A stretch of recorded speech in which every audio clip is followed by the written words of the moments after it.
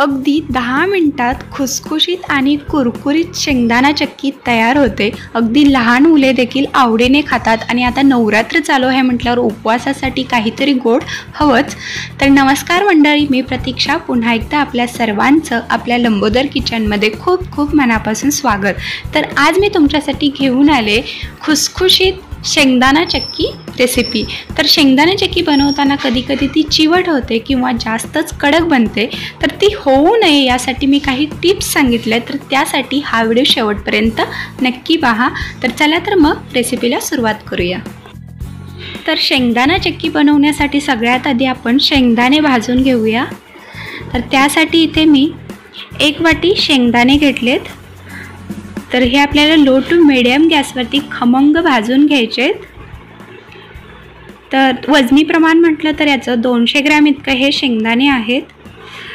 तर हे बघा, एक 4 ते 5 मिनिटानंतर तुम्ही बघू शकता शेंगदाणे चांगले खमंग भाजलेत।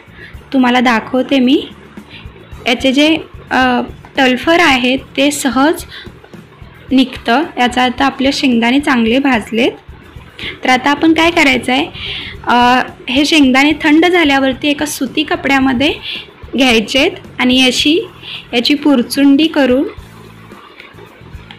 हाताने आपल्याला यावरती प्रेस करून चोळून घ्यायचेत, जेणेकरून टलफर जे आहे ते अगदी सहज वेगळे होतात। तर हे बघा, शेंगदाण्याचे जे टलफर आहेत ते पूर्णपणे निघाले आहेत। तर आता मी एका चाळणीने हे चाळून घेते। तर अशा प्रकारे आपल्याला झाऱ्याने चाळून घ्यायचं आहे, जेणेकरून जास्त कचरा होणार नाही। तर आता आपल्याला एका मिक्सरच्या भांड्यामध्ये हे अगदी ओबडधोबड फिरवून घ्यायचं आहे।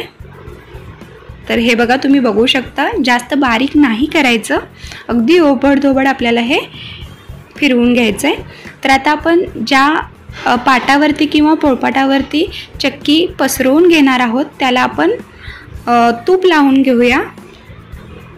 तर ही प्रोसेस आपल्याला पाक करायच्या आधीच करायचे। तर इथे मी हातानेच तूप सगळीकडे पसरवून घेतले। तर आता आपण पाक करून घेऊया। तर त्यासाठी एका कढईमध्ये मी 2 चमचे तूप घातले। तूप हलकंसं गरम झाल्यावर आपल्याला यामध्ये 1 वाटी गूळ घालायचं आहे। तर वजनी प्रमाण म्हटलं तर हा 200 ग्रॅम इतका गूळ आहे। जेवढे शेंगदाणे घेतलेत तेवढाच आपल्याला गूळ वापरायचं आहे। तर आता आपण अगदी कमी गॅसवरती याचा पाक करून घेणार आहोत। तर हे बघा, गूळ वितळत चालला आहे, तुम्ही बघू शकता।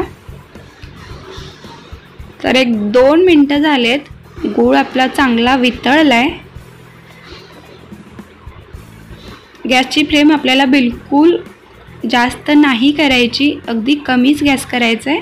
तर 1-2 मिनटानंतर आपण पाण्यामध्ये याचा थेंब टाकून बघूया पाक तयार आहे की नाही ते।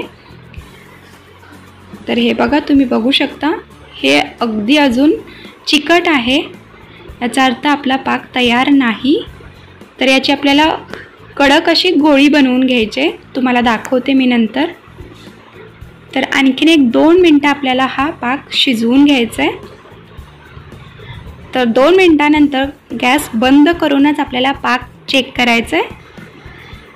तर हे बघा, अशा प्रकारे याचा थेंब टाकून याचा जो आवाज आहे तुम्ही बघू शकता, अगदी कडक झाले। तोडूनही मी तुम्हाला दाखवते। तर आता आपण लगेच यामध्ये शेंगदाणे घालून घेऊया आणि हे फटाफट आपल्याला मिक्स करायचं आहे, गॅस बंदच ठेवायचा आहे। तर आता आपण जो पाट तयार करून ठेवलेला त्यावरती हे मिश्रण घालून घेऊया आणि हे गरम आहे तोपर्यंतच आपल्याला बेलण्याने पसरवून घ्यायचं आहे। तुम्हाला जितपत चक्की पातळ हवे किंवा जाड हवे तितपत तुम्ही हे पसरवून घ्या। बेलण्याला मी तूप लावून घेतले, जेणेकरून बेलण्याला चक्की चिकटणार नाही। तर अशा प्रकारे आपल्याला हे बेलण्याच्या मदतीने पसरवून घ्यायचं आहे। तर इथे मी हे पसरवून घेतले। आता आपल्याला हे गरम असतानाच याला चिरा लावून घ्यायचे आहेत, जेणेकरून चक्की सहज निघेल। तर हे बघा,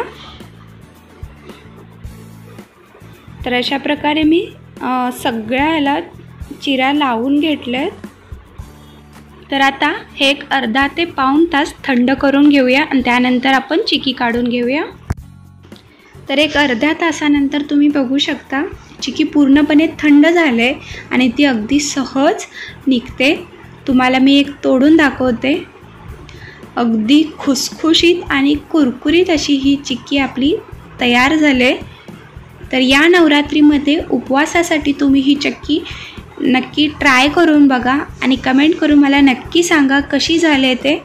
तर अगदी 10 मिनिटात बनणारी ही आपली चिक्की तयार आहे. व्हिडिओ आवडल्यास नक्की लाईक करा, शेअर करा आणि सबस्क्राईब करायलाही विसरू नका.